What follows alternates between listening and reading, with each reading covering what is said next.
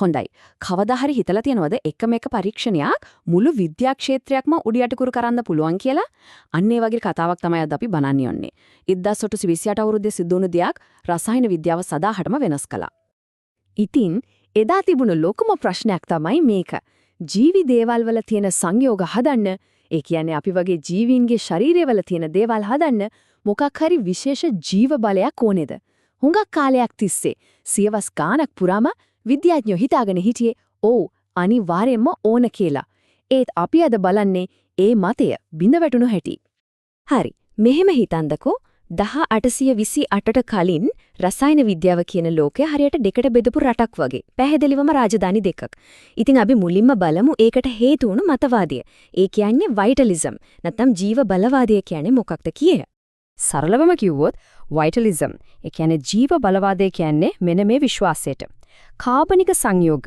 ඒ කියන්නේ ශාක, සත්තු අපි වගේ ජීවීන්ගේ ශරීර ඇතුලේ හැදෙන දේවල් ඒවා නිර්මාණය කරන්න පුළුවන් වෙන්නේ ජීවීන් තුල විතරක්ම තියෙන විශේෂ අద్භූත වයිටල් ෆෝස් එකකින්. ඒ කියන්නේ ජීව බලයකින් විතරයි කියලා තමයි එයාලා හිතුවේ. හරියට එක දිව්‍යමය බලයක් වගේ දෙයක්. ඉතින් ඒ කාලේ විද්‍යාඥයන්ගේ ඔළුනේ තිබුණේ මේ ලෝක දෙක අතරේ කවදාවත් කඩන්න බැරි ලොකු තාපයක් තියෙනවා කියලා. එක පැත්තක තියෙනවා ඉන්օර්ගැනික්, ඒ කියන්නේ අකාබනික දේවල්. ගල්, ඛනිජ, ලුණු වගේ. ඒවා ලැබ් එකක වුණත් හදන්න පුළුවන්. හැබැයි අනිත් පැත්තේ තියෙනවා ඕගැනික්, ඒ කියන්නේ කාබනික දේවල්. ශාක, සත්තු. මේවා නම් අර කියපු වයිටල් ෆෝස් එක නැතුව ලැබ් එකක හදන්න බෑ කියලා තමයි තදින්ම විශ්වාස කළේ. හැබැයි ඉතිහාසයේ හැමදාම වෙනවා වගේ මේ නොබින්දිය හැකි කිපු තාපෙටත් කඩා වැටෙන්න කාලය ආවා. ඒ ෆ්‍රෙඩරික් වර්ලගේ 1828 පරීක්ෂණයත් එක්ක. අපි දැන් යන්නේ ඒ අහම්බෙන් වුණු විප්ලවය දිහා බලන්න. මෙතන තියෙන පුදුමම මාරම කාරණේ තමයි ඉතිහාසය වෙනස් කරපු මේ සොයා ගැනීම ඇත්තටම ඇක්සිඩන්ට් එකක්. වෝර්ලගේ ඉලක්කය උනේ ඇමෝනියම් සයනේට් කියන සංයෝගය හදාගන්න එක. ඒත් අන්තිමේදී එයාට ලැබුණේ කවුරුත් බලාපොරොත්තු නොවුණු සම්පූර්ණයෙන්ම වෙනස් දෙයක්. මේ පරීක්ෂණය හරිම සරලයි. බලන්නකෝ. ස්ටෙප් 1.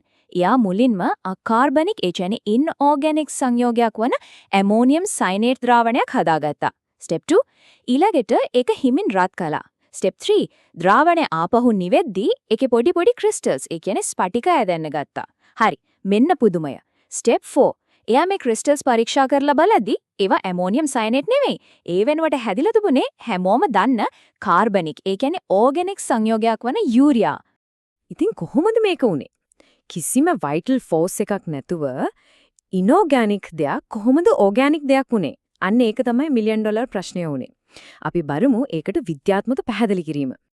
මේක තේරුම් ගන්න යතුරු තමයි අයිසෝමරිසම් කියන concept එක.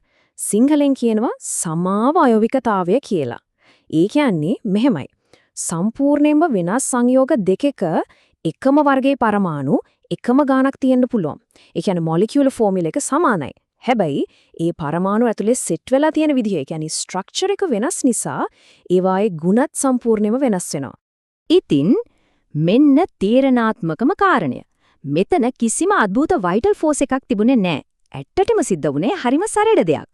අර අකාබනික සංයෝගයේ තිබුණු පරමාණු ටික රත් කරද්දී රීඅරේන්ජ්මන්ට් රියැක්ෂන් එකකට, ඒ කියන්නේ ප්‍රතිසංවිධාන ප්‍රතික්‍රියාවකට ලක් වෙලා වෙන විදිහකට එකට බැඳුනා විතරයි. එච්චරයි.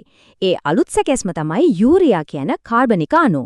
වර්ලගේ මේ පරීක්ෂණයත් එක්ක අලුත්ම විද්‍යා ක්ෂේත්‍රයකදී දොර ඇරුණා.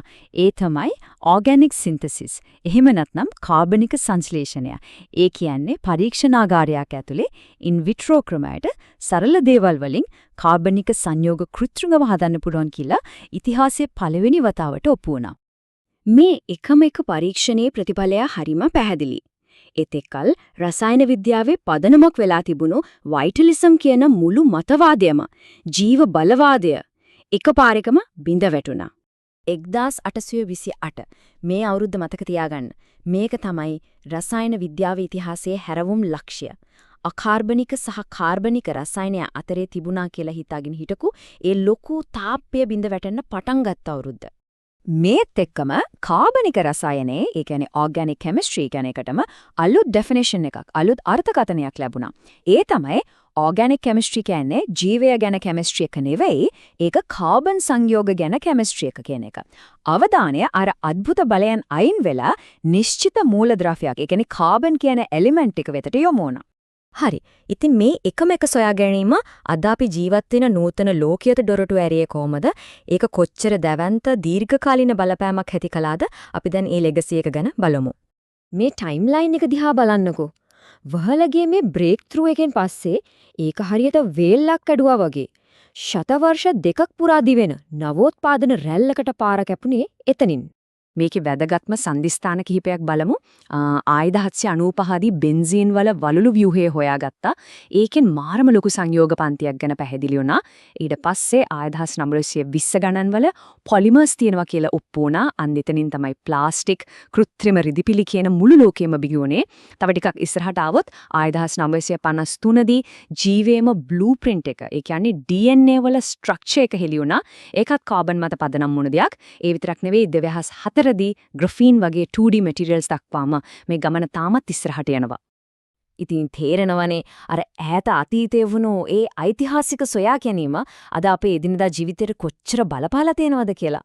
අපි පාවිච්චි කරන ප්ලාස්ටික්, අපි බොන ඖෂධ, අඳින කෘත්‍රිම රෙදි, අලුත්ම නැනෝ මැටීරියල්ස් විතරක් නෙවෙයි. ජීවය ගැනම අපේ තියෙන මූලික අවබෝධය දක්වාම මේ හැම දෙයකම අඩිතාලම වැටුනේ අන්නේදා ඒ ලැබ් එකේදී. ඉතින් අවුරුදු 200කටත් වඩා වැඩි මේ විශ්මිත නවෝත්පාදන ගමනකින් පස්සේ හිතන්න මේ කාබන් කියන පුදුම මූලද්‍රව්‍ය පාවිච්චි කරලා අපි මීළඟට නිර්මාණය කරන පුදුම සහගතම දේ මොකක් වෙන්න පුරවන්ද?